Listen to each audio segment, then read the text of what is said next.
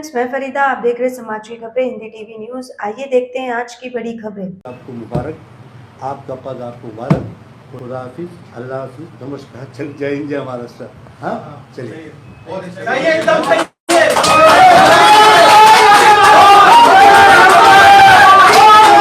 साहब जो हमारे बम्बई के अध्यक्ष थे, उनके आने से पहले ही मैंने आपको बताया था कि अच्छा काम किए हैं उन्होंने। अभी 15 तारीख के दिन जो तिरंगा रैली निकाली गई थी, बहुत अच्छे तरीके से सक्सेसफुल निकाली गई थी। इसमें फैयाज साहब पिछले कुछ महीने पहले जब हमारी उनके साथ मीटिंग हुई थी, बात हुई थी, मैंने साफ तरीके से उनसे पूछा था कि फैयाज साहब आप इलेक्शन लड़ेंगे या नहीं। उन्होंने कहा था कि नहीं, मुझे इलेक्शन लड़ना है करके। और अब जब ये बात फाइनल हो गई थी कि मुझे इलेक्शन लड़ना है, किसी भी हालत के अंदर मैं इलेक्शन लड़ूंगा, तब आप सोचिएगा बंबई छोटी तो कॉन्स्टिट्यूएंसी है ही नहीं उसमें, कि एक अध्यक्ष बंबई का अपनी कॉन्स्टिट्यूएंसी का इलेक्शन भी लड़ेगा और बंबई के ऊपर भी नजर रखेगा करके उसमें। तो हमने फिर है तो उनको ये बोले कि फैयाज साहब अगर इलेक्शन लड़ रहे हैं तो फिर ये जिम्मेदारी किसी और को दे देंगे, आप इसके लिए तैयार हैं। ये सब तय हो गया कि भाई ठीक है, उन्हें इलेक्शन लड़ रहे हैं, तो हमने ये बोला है कि हम भी आके है तो आपकी कॉन्स्टिट्यूएंसी के अंदर मेहनत करना शुरू करेंगे, वहां पे प्रचार सभाएं जो भी करने का है हम करेंगे उसमें। तो ये सब फाइनल होने के बाद कल तक हमारी अच्छे तरीके से बातचीत हुई, बलाला साहब से बातचीत हुई, असद साहब से बातचीत हुई।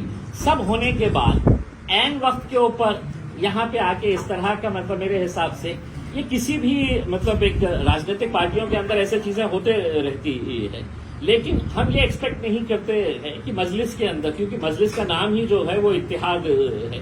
अगर यहाँ पे आपका पद ले लिए, अगर हमने पद लेके ये बोले होते कि नहीं आप इलेक्शन भी नहीं, ये इख्तियार किसके पास है?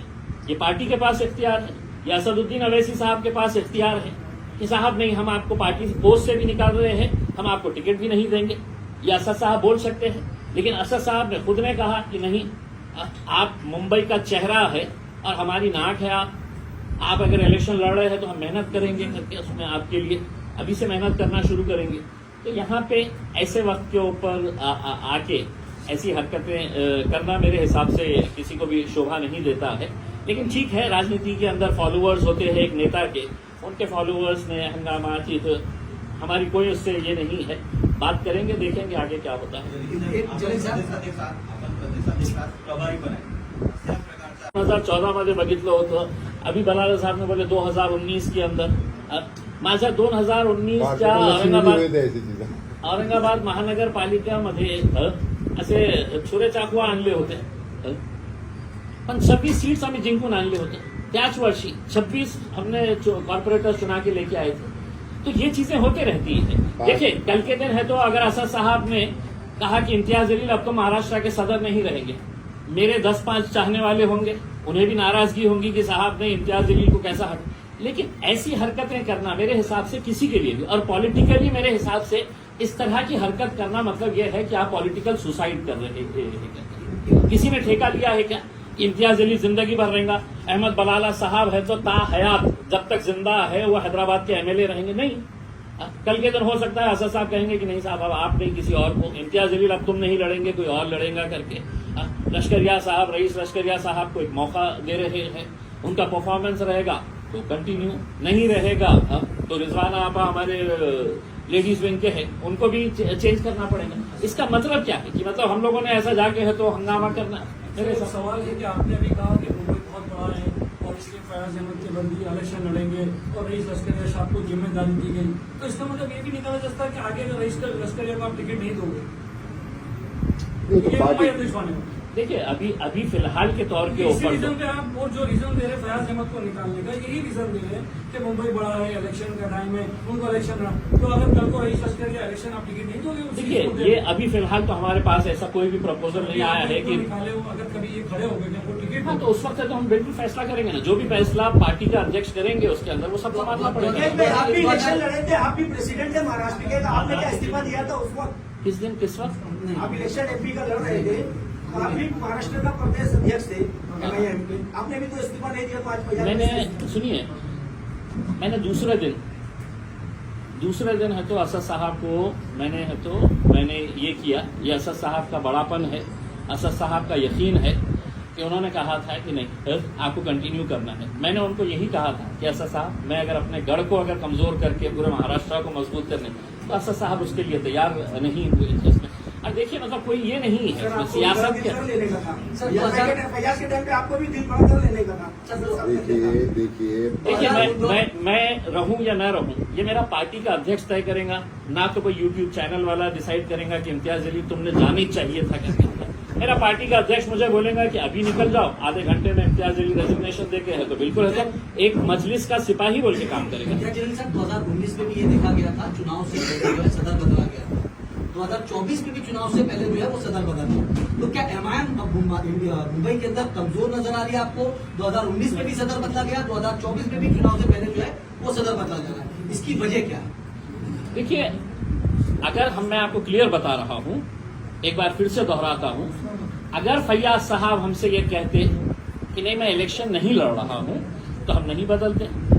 आप मुझे ये बताइएगा कि मुंबई की एक कॉन्स्टिट्यूएंसी के अंदर इलेक्शन लड़ना और पूरे मुंबई को संभालना, ये दोनों चीजें मुमकिन है क्या? वो तो न मेरे से मुमकिन है न किसी से भी मुमकिन। हम कोई सुपरमैन नहीं है कि नहीं साहब मैं मेरा लड़ते हुए है तो मैं पूरा मुंबई देखूंगा करके। तो अगर चेंज हुआ है तो उसके अंदर आप ये कहेंगे कि नहीं साहब जो बना है उसको बने रहने देना चाहिए करके। पार्टी का फैसला है, आपको कबूल करना है, बस खत्म। बाइकल्ला के आइडार वारिस पठान 5 सालों से हेड ऑफिस नजर नहीं आए और ना उनकी विधानसभा में कोई ऑफिस बनी हुई है। क्या बाइकल्ला से वारिस पठान फिर चुनाव लड़ेंगे? क्या पार्टी तय करने वाली? क्योंकि 2014 में वारिस पठान क्यों मौजूद नहीं है? क्या वारिस पठान की हड्डी नहीं देखिए, आज के दिन हमने बाकी भी तो बॉडी है पूरी, कौन है? पठान तो मेन है ना। नहीं देखिए, यहाँ पर पूरे बॉडी में सर, नहीं मेरा है। सवाल का जवाब मेरे सवाल का देखिए जवाब वारिस पठान के पास कोई ओहदा नहीं है। आप मुझसे ये भी पूछेंगे कि साहब आपके 2 एमएलए हैं, वो 2 एमएलए ने भी आना चाहिए था, वो बैठना चाहिए था। नहीं सर, मेरा ठीक है ना। देखिए, अगर पार्टी ने अगर तय करी, अगर असद साहब ने तय करे कि वारिस पठान लड़ेगा, इम्तियाज जलील नहीं लड़ेगा, वारिस पठान औरंगाबाद से लड़ेगा, तो पार्टी को कबूल करना पड़ेगा उसने, मुझे कबूल करना पड़ेगा उसने।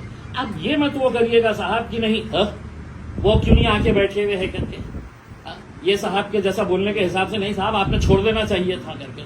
मैंने छोड़ दिया था साहब, इतना अखलाक और इतना पार्टी का मेरे के अंदर ये है कि मेरी जिम्मेदारी थी। सर मेरा सीधा सा सवाल था, 2019 में वारिस पठान यहाँ से 32,000 वोट पाते हैं बाइकल्ला से, उन्होंने अपनी ऑफिस बंद कर दिया और हेड ऑफिस में पिछले 5 सालों से वो नजर नहीं आए। तो क्या बाइकल्ला विधानसभा से फिर से वारिस पठान को एमआईएम जो है टिकट देने जा रही है? क्योंकि 2014 में वो चुनाव जीत चुके हैं, उसके ऊपर देखिए अभी तो फैयाज साहब ने जो कॉन्स्टिट्यूएंसी जाहिर की थी वो बाइकल्ला की कॉन्स्टिट्यूएंसी ही जाहिर की थी उसने। अब मैंने आपको साफ शब्दों में जब बता दिया था कि फैयाज साहब के लिए हम मेहनत करेंगे करके वहां पर, तो फिर स्वाभाविक है कि जब हम एक आदमी को उनके ओहदे से हटा के वहां पे अगर लेके जाने के बाद सोच रहे हैं तो दूसरे का किसी का सवाल ही नहीं पैदा होता। वोटों से चुने हुए उनका बेटा जो है वो नेतृत्व करता है उस आंदोलन का। मुसलमानों के घरों में जाके है तो तोड़फोड़ कैसी की गई है आपने सबने देखा है। 12 विधान परिषद की सीटें थी। क्या इस कौम को यह अधिकार इख्तियार नहीं है? क्या आपने इस कौम का एहसान चुकाना नहीं चाहिए कि भाई पूरे हिंदुस्तान के अंदर तुम लोगों ने हमें वोट देकर भारतीय जनता पार्टी को हराया है, हमारे ऊपर यकीन जताया है, 12 में से 1 एमएलसी बना देते, किसी को भी बना देते। एमआईएम का तो नहीं हम मांग रहे थे कि साहब हमको बनाइएगा करके एमएलसी। आपकी पार्टी के अंदर आपके पास इतना कोई लायक काबिल ऐसा कोई एमएलए एमएलसी बनने के लायक नहीं था। लोकसभा के इलेक्शन के अंदर वोट आपको चाहिए। इकलौता एक मुस्लिम एमपी पूरे महाराष्ट्र के अंदर ही नहीं 8 राज्य थे, 8 जहां पर एक भी मुस्लिम एमपी नहीं है। अकेला इम्तियाज जलील इन 8 राज्यों के अंदर, उसको हराने के लिए आप पूरी ताकत लगा देते हैं, हमारे वोट लेकर चले जाते हैं। ये कहां का इंसाफ है? पार्लियामेंट के अंदर जब वक्फ का बिल आता है, 9 आपके एमपी पार्लियामेंट के अंदर मौजूद रहते हैं, लेकिन जब बिल आता है, बिल के ऊपर चर्चा होने की बात होती है तो आप निकल जाते हैं बाहर। ये आप एहसान चुका रहे हैं। और मेरी इन पार्टियों से शिकायत नहीं है, उन मुसलमानों से शिकायत है जिन्होंने ये कहकर इम्तियाज जलील को हराया कि नहीं साहब बीजेपी को हराना है तो इम्तियाज जलील को वोट नहीं देना, शिवसेना को डालना पड़ेगा करके तीसरे नंबर पर आई शिवसेना। दो सवाल सर, जैसे आपने कहा वक्फ बोर्ड को लेके, वक्फ की लेके, तो उद्धव ठाकरे ने कहीं ना कहीं क्लियर किया कि वक्फ की जो जमीन है, देखिए सुनिए सुनिए सुनिए हिंदुओं की जो जमीन है, सुनिए, मैं पार्लियामेंट जाके आ चुका हूं। मैं पार्लियामेंट के अंदर जो शब्द बोले जाते हैं, एक एक लफ्ज को रिकॉर्ड किया जाता है। आप जिस जगह के ऊपर हमने आपको भेजे तो वहां पे आप मुंह पे उंगली रख के तो निकल गए। आपको पार्लियामेंट भेजा क्यों गया था? आपको पार्लियामेंट इसलिए भेजा गया था कि हमारे मुद्दे जब आएंगे तो तुम हमारी आवाज बनकर वहां पर खड़े रहेंगे करके। तुम कहेंगे कि नहीं साहब उद्धव ठाकरे तो साहब देखिए ना जलसे में बोला, बहुत बड़े जलसे के अंदर बोला। पार्लियामेंट के अंदर रिकॉर्ड होता है ये सब चीज। पार्लियामेंट के अंदर ये रिकॉर्ड होना चाहिए था कि शिवसेना उद्धव ठाकरे ने भी इसका विरोध किया है करके। तो क्या लगता है आने वाले वक्त में शिवसेना जो है इस बिल का विरोध करती भी आपको पार्लियामेंट में? मुझे नहीं मालूम है साहब। उनसे ज्यादा जो उनकी पैरवी करने वाले लोग हैं, सेक्युलरिज्म को जिंदा रखना है तो साहब हमको खत्म कर दो, उनको जिंदा रखो। वो लोगों से जाके सवाल पूछिएगा। इम्तियाज जलील आने वाला विधानसभा का चुनाव अमरनाथ से लड़ रहे हैं, टिकट दे दिए अगर कोई तो लड़ लेंगे। अलायंस कराने के लिए आपको क्या ऑफर है, कितनी सीट? देखिए मैंने साफ तौर के ऊपर ये बताया है कि हमारा इनिशियल जो है वो 30-40 सीटें अभी हम लोग सर्वे कर रहे हैं। अब अगर इसके अंदर 8 दिन 10 दिन के अंदर अगर ये कुछ फैसला करते हैं कि साहब ठीक है हम MIM को भी साथ में ले लेंगे, अब तो वो बात भी नहीं रही ना कि नहीं साहब हम तो बहुत सेक्युलर है करके। ये दोनों तो सेना के साथ चले गए तो उसी दिन हमको समझ में आ गया। तब अगर कांग्रेस तेलंगाना के अंदर MIM साथ में है भी तो यहाँ पे क्या परहेज है?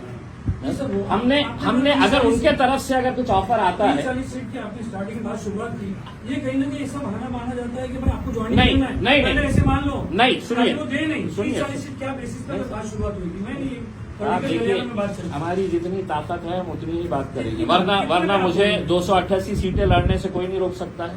मेरी पार्टी है, मैं 288 सीटें लड़ा तो कौन रोक सकता है मुझे बताइएगा। आप इल्जाम तो वैसे भी देने वाले हैं हमारे ऊपर। हम ये कह रहे हैं कि साहब हम हमारे तौर के ऊपर इतने सीटों के ऊपर हम ये कहेगा कि नहीं साहब अब हम ये 30-40 सीटों के ऊपर, अगर उन 30-40 सीटों के अंदर हमको लगता है कि साहब ये 10 सीटें हैं जिसके ऊपर हमको लड़ने का है, हम मजबूत है करके, आप अगर हमको लेना चाहते हैं तो आप हमको बोलिएगा कि हम चलिए ठीक है हम बैठते हैं, आपस में बैठते हैं। आप हमको बोलिएगा कि नहीं हम आपको 2 देंगे, 4 देंगे, 5 देंगे, 10 देंगे करके। लेकिन आप बोलेंगे कि नहीं साहब इनका वोट चाहिए मेरे को, लेकिन इम्तियाज जलील मेरे बाजू में आके बैठना नहीं करके, क्योंकि ये कौम का काम तो साहब से वोट देने का है। रईस लश्करिया MLA बन ही नहीं सकता है। रईस लश्करिया को मैं वर्किंग कमेटी का मेंबर बना डालूंगा, उसी के अंदर खुश रहना। हमारी ये सोच है साहब कि अब मुसलमानों ने ये फैसला करना है कि MP भी हमारा होना, MLAs भी हमारे होना। बस आपको है तो सिर्फ मुत्तहिद होने की जरूरत है। मुत्तहिद होइए और आप देखिएगा कि अगर पूरे के पूरे अगर एक साथ मिलकर आए तो कितने सीटें आप निकाल सकते हैं। भाई अगर आपका इंडिया अलायंस नहीं बनता, महाराष्ट्र में क्या तीसरा फ्रंट जो है वो खड़ा हो सकता है? क्योंकि तीसरे फ्रंट की भी जो है लगातार चर्चा। देखिए राजू शेट्टी साहब मेरे पास आए थे, बातचीत हुई है, चर्चा हुई है। बच्चू कडू साहब ने भी बताया है कि ये करेंगे करके। कल औरंगाबाद में और 2 अलग पार्टी के जो जिम्मेदार हैं वो आने वाले हैं मीटिंग करने के लिए। देखिए हम ये चाह रहे हैं कि पहले वो लोग एक साथ मिलकर आ जाए। हमने तो तैयार है। हमें भी ये लगता है कि अब लोगों का यकीन जो एस्टैब्लिश पॉलिटिकल पार्टीज है उनके ऊपर से खत्म होता जा रहा है। तो अगर थर्ड फ्रंट अगर एक बनता है तो यकीनन उसके अंदर हम पूरी तरीके से एक्टिवली उसका एक हिस्सा बनना चाहेंगे। लेकिन ऐसा ना हो कि कोई पॉलिटिकल पार्टी, कई पॉलिटिकल पार्टीज का ऐसा ये रहता है कि साहब वो अपना रेट बढ़ा लेते हैं, मीटिंग करते हैं, अपना रेट बढ़ा लेते हैं और फिर जाके तो भाजपा की गोद में बैठ जाते हैं। तो हमने उनसे कहा कि पहले आप बैठ जाइए, आपस में साथ कर लीजिएगा, आप ये समझ लीजिएगा कि MIM आपके साथ है। प्रकाश अम्बेडकर के साथ आपकी कुछ चर्चा फिर से शुरू हुई है क्या 2024 के चुनाव में? अभी तक तो कोई ऐसी बातचीत नहीं है। आता लास्ट सर एक मी इंडिया आघाडीमध्ये समावेशाची विनंती करतो एकंदरीत इंडिया आघाडीला, पण आज वेगळं चित्र मुंबईमध्ये दिसतंय। काँग्रेसचे आमदार निशांत सिद्दीकी हे राष्ट्रवादी राष्ट्रवादीच्या अजितदादांच्या राष्ट्रवादीमध्ये प्रवेश करतील अशी शक्यता आहे. जलसन्मान यादीमध्ये त्याचा समावेश होत आहे. आता साहेब रात्री कोणासोबत झोपणार आणि सकाळी होईपर्यंत कोणत्या पक्षामध्ये जाणार हे सगळं नेत्यांच्या बाबतीत तसंच झालेलं आहे. आज आपण मंत्रालयात गेलं आणि एखाद्या आमदाराला भेटलं तर आपल्याला विचारावं लागतं की आता कुणाच्या सोबत आहे का. तर अशी परिस्थिती आहे. कोण कुठे जाणार आणि येणाऱ्या 1-1.5 महिन्यामध्ये तुम्ही बघणार की या पक्षाचे आणि तुम्ही आमदारांच्या बाबतीत बोलतो. काय गॅरंटी आहे की उद्या शरद पवार साहेब नाही जाणार? काय गॅरंटी आहे की अजित पवार साहेब पुन्हा इथे नाही येणार? काय गॅरंटी आहे की समजा एकनाथ शिंदे साहेबांना हे मिळालं नाही मुख्यमंत्री पद, ते पुन्हा उद्धव साहेब सोबत येणार? म्हणजे काहीही शक्य आहे ना राजनीतीमध्ये. सर एक आखिरी सवाल है मेरा कि अजीत पवार की पार्टी में मुसलमान नेता गए, जैसे बाबा सिद्दीकी गए, जिशान के जाने की तैयारी है, तो ये कहीं ना कहीं बीजेपी के सपोर्ट में चले जाने मुसलमानों को गुमराह कर दिया. इसके ऊपर आपका क्या कहना है? मुसलमानों को बोलो थोड़ी अपनी गैरत जिंदा रखो, थोड़ी गैरत अपनी जिंदा रखो.